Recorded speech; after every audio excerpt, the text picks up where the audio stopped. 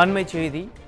நெல்லை மாவட்ட நீதிமன்ற வாசல் முன்பு வழக்கு விசாரணைக்காக வந்த மாயாண்டி என்ற இளைஞர் அரிவாளால் சரமாரியாக வெட்டி கொலை செய்யப்பட்ட விவகாரம் தொடர்பாக வழக்கறிஞர்கள் மற்றும் காவல்துறையினரிடையே வாக்குவாதம் ஏற்பட்டுள்ளது.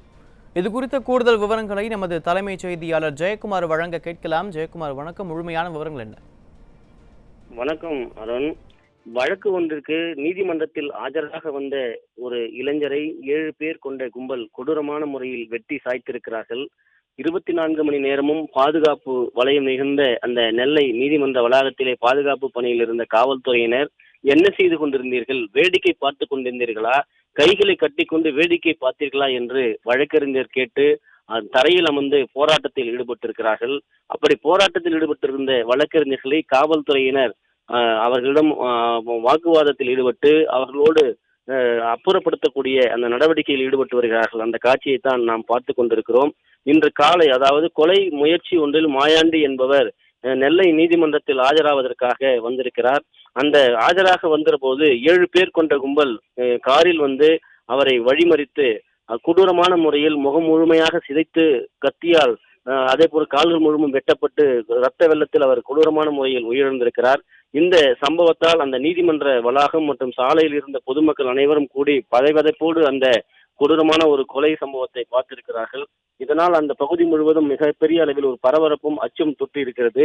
அங்கு நீதிமன்றத்திலே இருந்த வழக்கறிஞர்கள் இந்த இவ்வளவு காவல்துறையினர் இங்கே இருந்தும் கூட ஒரு நீதிமன்றத்திற்கு வரக்கூடிய ஒரு வழக்கு விசாரணைக்காக வரக்கூடிய குற்றவாளிக்கு பாதுகாப்பு இல்லை என்ற வழக்கு விசாரணைக்காக வரக்கூடிய நபருக்கு பாதுகாப்பு இல்லை என்றால் சட்டம் ஒழுங்கு நாட்டில் எங்கே இருக்கிறது?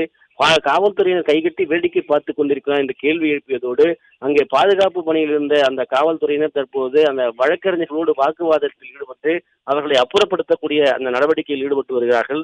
பட்ட பகலில் நடந்திருக்கக்கூடிய இந்த சம்பவத்தினுடைய பின்னணி என்று பார்த்தால், ஏற்கனவே குறிப்பாக ஓராண்டுக்கு முன்பாக கீழ்நத்தம் பஞ்சாயத்தில் 2வது வார்டு உறுப்பினராக இருந்த பட்டியலின சமூகத்தைச் சேர்ந்த ராஜாமணி 33 என்பவரை வெட்டி கொலை செய்யப்பட்ட சம்பவத்தில் இந்த ஒரு அதாவது சாதி ரீதியான மோதல் இருப்பதாக கூறப்படுகிறது. இந்த மோதலுடைய பின்னணியிலேயே தற்போது இந்த நபரை, குறிப்பாக மாயாண்டி என்பவரை இந்த ராஜாமணியின் அந்த அவரோடு சார்ந்தவர்கள் தான் வெட்டி கொலை செய்யப்பட்டு இருக்கக்கூடும் என்று முதற்கட்ட விசாரணையில் தெரிய வந்திருப்பதாக கூறப்படுகிறது. ராஜாமணியுடைய தம்பி, அவரது கூட்டாளிகள் தான் இந்த கொலையை செய்திருப்பதாகவும் கூறப்படுகிறது. இந்த நீதிமன்ற வளாகத்திலே பட்டப்பகலில் நடந்த இந்த கொலை சம்பவம் என்பது நெல்லை மாவட்டத்தையே அதிர வைத்திருக்கிறது.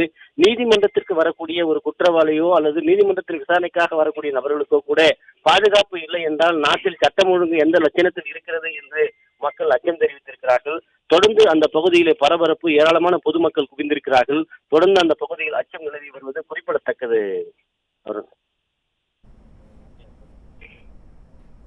விரிவான விவரங்களுக்கு நன்றி ஜெயக்குமார்.